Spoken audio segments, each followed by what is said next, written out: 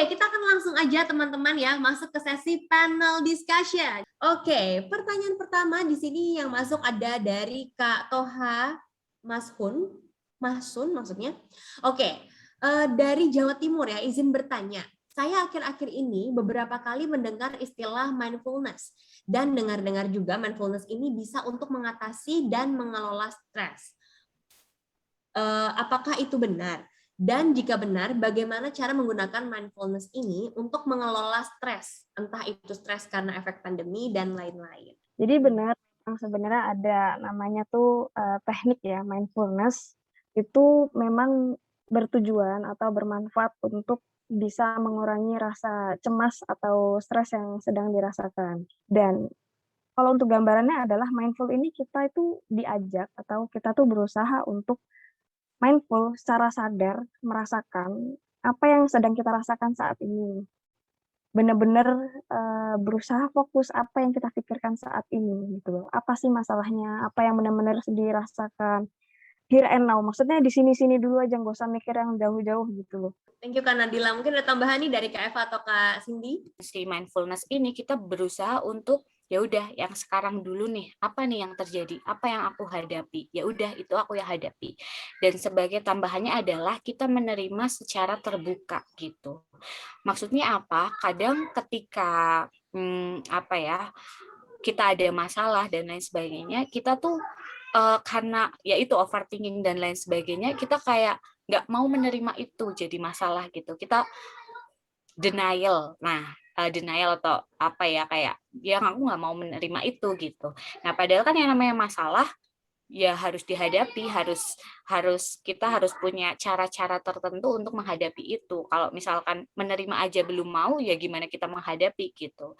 Jadi kita fokus untuk masalah ini apa yang kita hadapi, kita tahu sekarang yang di sini dan sekarang, kemudian kita menerima secara terbuka. Ya, thank you Kak Heva dan juga Kak Nadila tadi ya. Oke, kita masuk nih pertanyaan dari Kak Firman Samuel ya. Ciri-ciri mengetahui orang terkena stres dalam manajemen, lalu bagaimana cara mudah mengatasi stres tersebut, Kak?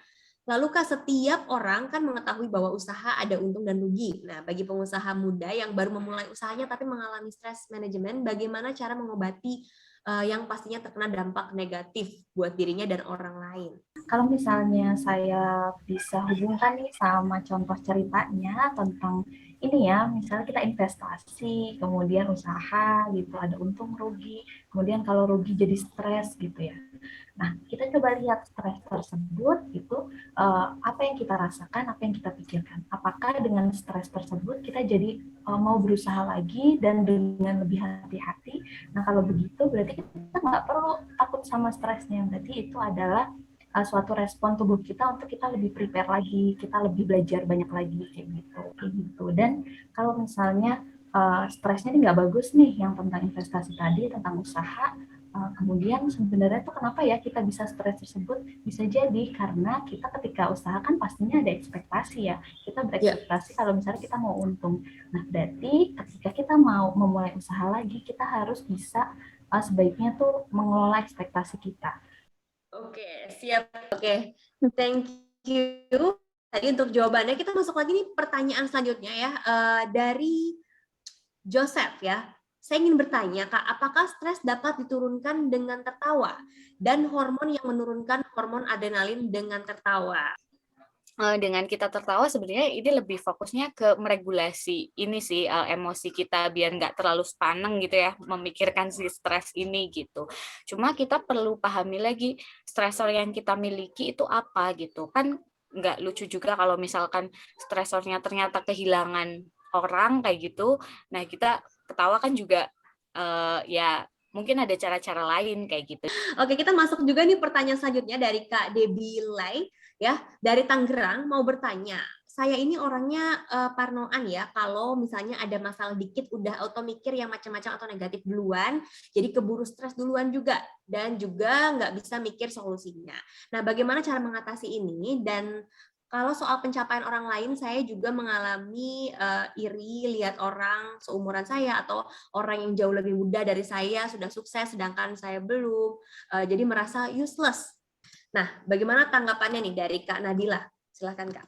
memang mengelola pikiran itu sesuatu yang memang perlu kita usahakan, karena memang seringkali stresnya kita atau misalnya terganggunya kondisi kesehatan mental itu dipengaruhi oleh pikiran. Jadi, ketika memang sudah menyadari kalau itu overthinking, over dipikirin, coba berusaha untuk dikelola dalam memikirkan itu. Bisa jadi pertama dengan kalau misalnya ini konteksnya dalam pikiran itu terlalu ruwet gitu ya, itu bisa kita tulis. Kita tulis apa aja sih emang yang kita khawatirkan, apa aja yang kita bingungin, itu bisa mengurangi benang kusut di kepala kita. Nah, kalau untuk tips yang lainnya adalah kalau saya sendiri ya, cuman ini juga cukup efektif gitu ya. Cerita cerita ke orang yang dipercaya, sambat gitu ya. Saya akan lanjut ini pertanyaan dari Kak Alif ya. Thank you tadi Kak Nadila untuk semoga tadi terjawab ya Kak Debbie. Oke, saya dari Jakarta izin bertanya, terapi apa yang dilakukan oleh psikolog untuk pasien yang mengalami stres? Apakah bisa menggunakan obat atau cukup dengan obrolan? Ini sesuai juga dengan pertanyaan dari Yunita Dewi ya. Di sini bertanya, apakah ada gerakan-gerakan fisik guna mencegah stres tersebut gitu? Sebenarnya kalau kita sendiri itu yang pertama yang dilakukan adalah asesmen. Kenapa asesmen nggak langsung terapi gitu ya? Karena kita perlu memahami lagi nih, maksudnya apakah stres yang dia miliki itu masih dalam sebatas reaksi stres atau mungkin memang sudah indikasi kegangguan tertentu gitu. Nah, yang jelas untuk psikolog sendiri tidak bisa memberikan obat karena yang bisa memberikan obat itu hanya psikiater ya. Nah, kemudian sebenarnya yang dilakukan bukan hanya ngobrol ya, tapi kita lebih ke arah konseling. Konseling sama ngobrol itu beda. Jadi kalau ngobrol itu mungkin nggak ada batasannya, nggak ada tujuannya gitu ya. Tapi kalau konseling lebih ke tujuannya. Tujuannya mungkin menyelesaikan masalah atau membuat pasien lebih memahami masalah itu atau apa gitu. Siap, thank you. Oke, ini masuk juga pertanyaan dari Kak. Oke, dari Kak Miftah ya. Saya dari Riau. Bagaimana menurut Kakak dampak dari metode penyelesaian masalah dengan silent treatment?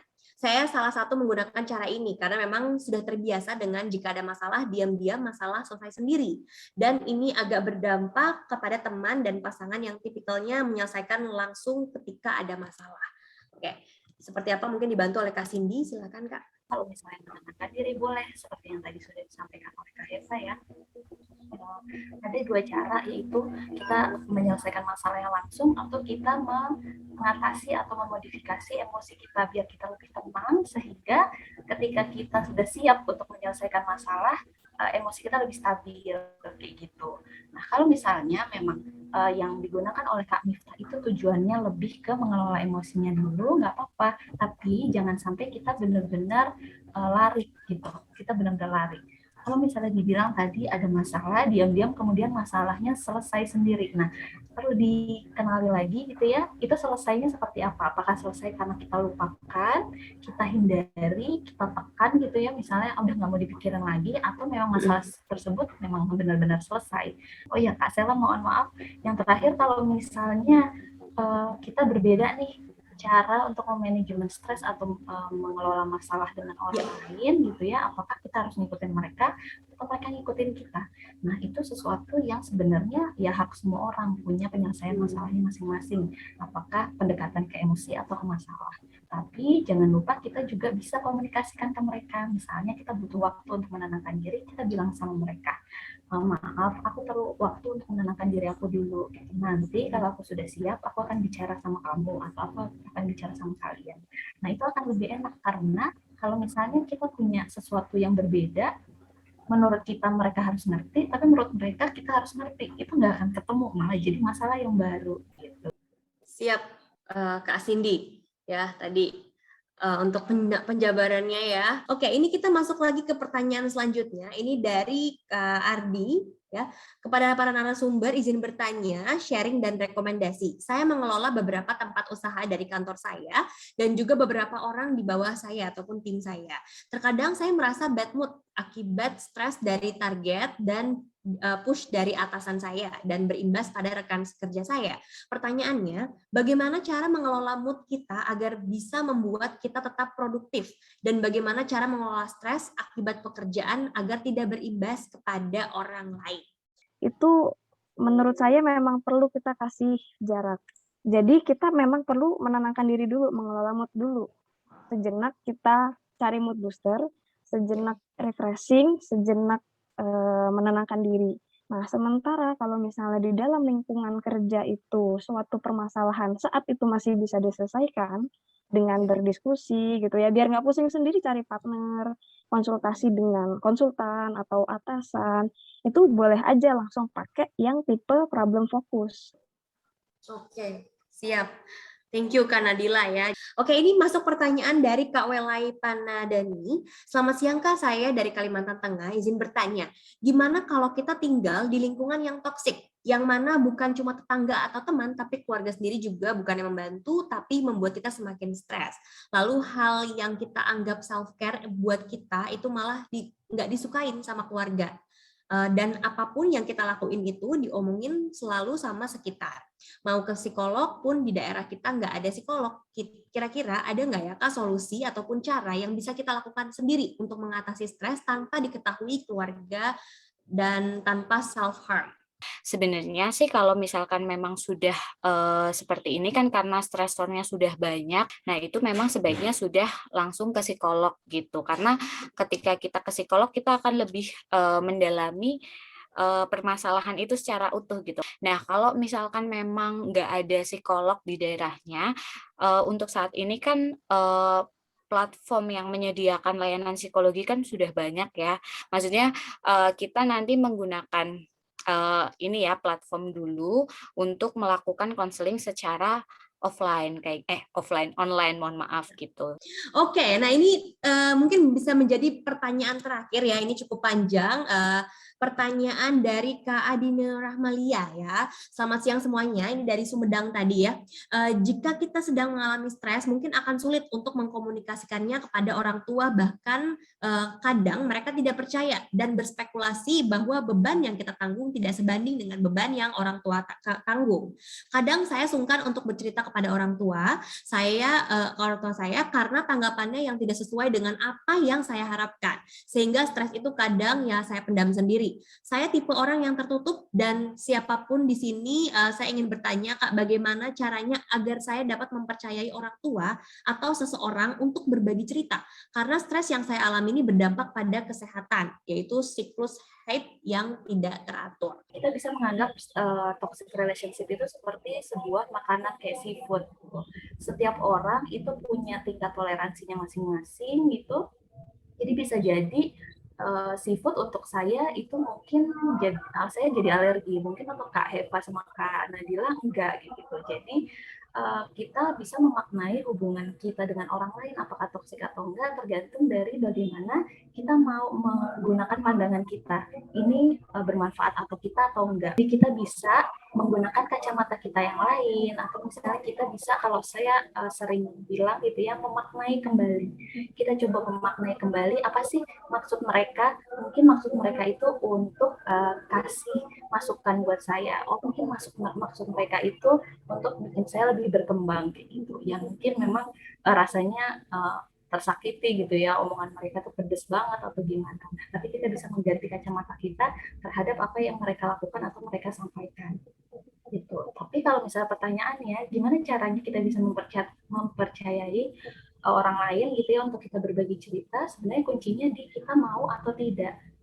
Karena ketika kita cerita sama orang, apa yang mereka lakukan gitu ya untuk merespon cerita kita nggak bisa kendalikan. Kita kadang cari orang yang paling kita percaya untuk kita cerita, tapi kita lupa cerita sama diri sendiri. Gitu. Tadi kenapa overthinking itu bikin kita jadi makin stres, karena semuanya ada di pikiran, dan pikiran itu tuh larinya tuh cepet banget. Nah, cara tadi yang bisa dilakukan kayak Kak Nadila sampaikan itu bisa ditulis, tapi kita bisa juga kok ngobrol sama diri sendiri lewat verbal. Dengan kita ngobrol sama diri sendiri, kita nggak aneh kok, kita itu adalah salah satu cara biar kita tuh seperti ngobrol sama orang lain, tapi kita tahu orang yang kita percaya itu adalah diri kita sendiri. Wow, oke. Jadi kita bisa ngobrol dengan diri kita sendiri ya, evaluasi diri sendiri, mungkin bisa sambil berdoa juga teman-teman ya.